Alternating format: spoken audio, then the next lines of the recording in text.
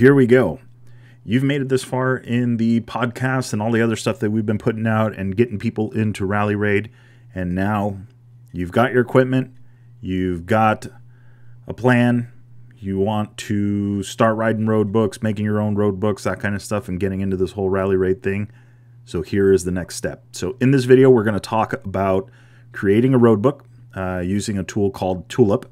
It is a standalone program that will be installed on your computer, that you can install on your computer, and it allows you to take a GPX file, turn that into a route, and then start dropping your notes so you can get them all set up and you and the buddies can go out and have a ride. So this video, that is what we're going to cover. We're going to get you guys building road books. So here we go.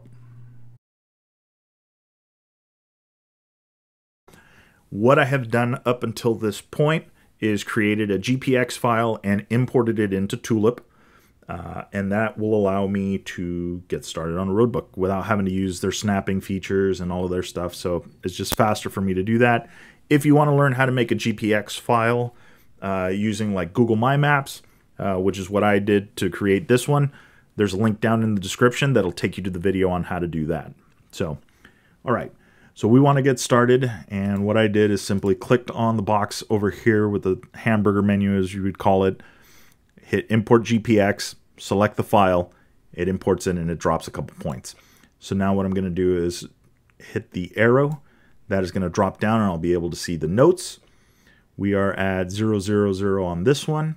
So let's go ahead and get started. So what we're going to do here is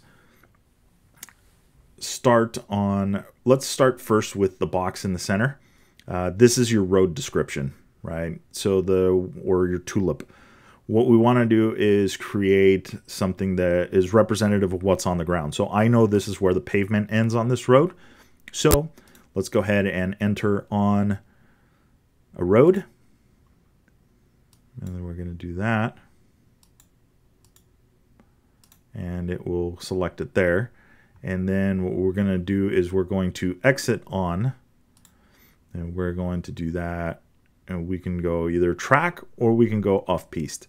So depending on how you want to do it, this could sometimes be personal preference, but professionally, I would save maybe the off-piste for things that are maybe like fainter roads or stuff like that. It just depends on what you want to do. So I'll just leave it off piste. We'll do it this way for this road book. Again, this is just a quick example of how to get it done. So here we go. So now our center box is pretty much done. Let's go ahead and put a start over on the rightmost box. We're going to go ahead and come down to insert glyph. Then we go down to orga or organization. Let's go ahead and hit start. So there you have it. There's your first basic note. Nothing fancy, nothing really to do much there. Super simple to do. So next, what we're going to do is going to exit out of that. We've got our finish already at the bottom because you have a start and end point. And what I want to do is I'm going to drop a note in here just to kind of show you guys how easy it is. So we're going to keep coming down here.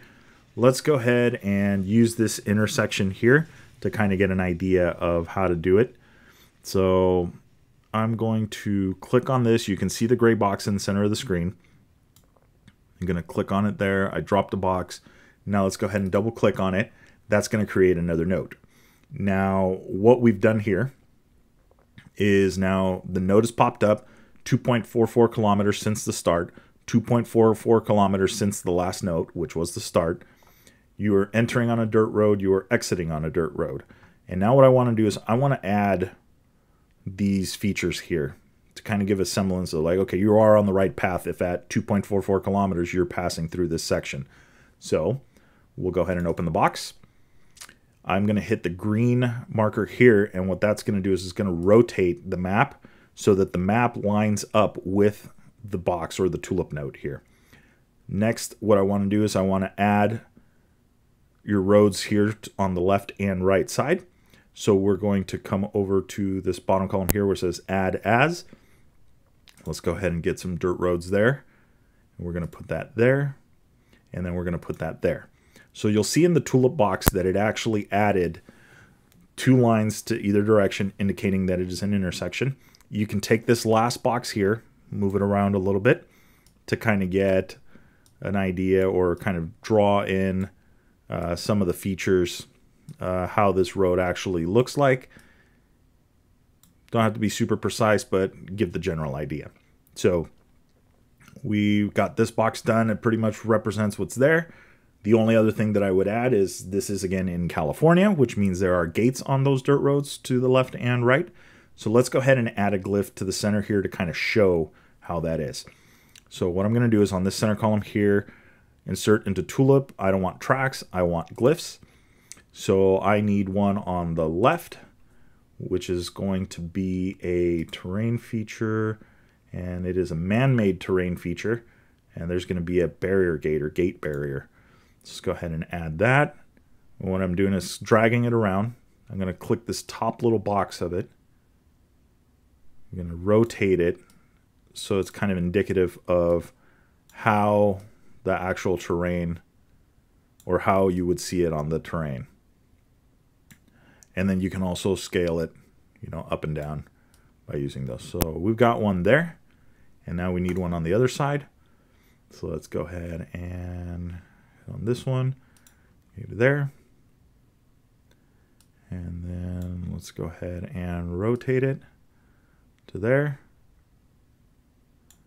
Let's get it a little closer to the road. All right. So now you've got your 2 gates, you've got your 2 roads.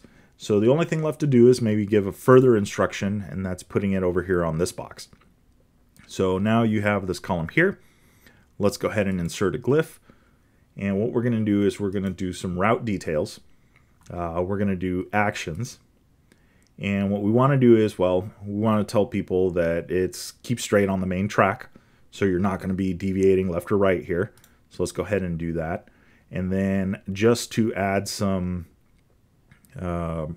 further detail to it, you can add another note in here indicating, like, say for instance, that no off track. So you can do this. So go into here.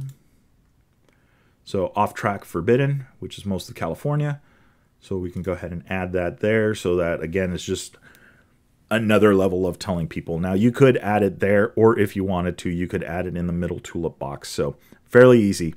So what we're looking at here, right? We'll start left to right. 2.44 kilometers in and 2.44 kilometers since the last note. You're going to come across an intersection. There's going to be gates on both sides. It is dirt roads all around. We're staying on the main track. Do not go off-piste. Your cap heading should be 209 degrees. That is the box that you're looking at right there.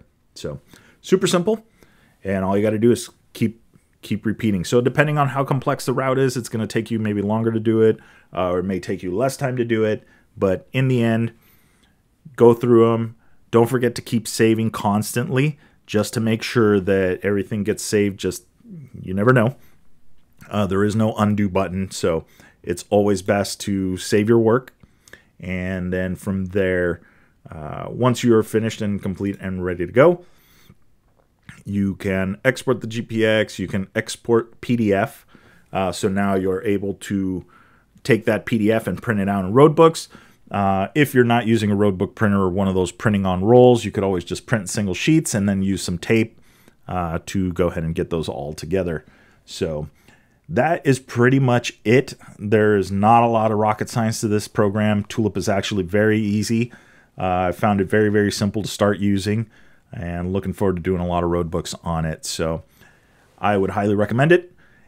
If you are looking for more information on this kind of stuff and you haven't already tuned in, go to chasingwaypoints.com. There's a blog article that's going to have this information on it, on top of some more stuff that we got from Matthew Glade from Rally Moto Shop.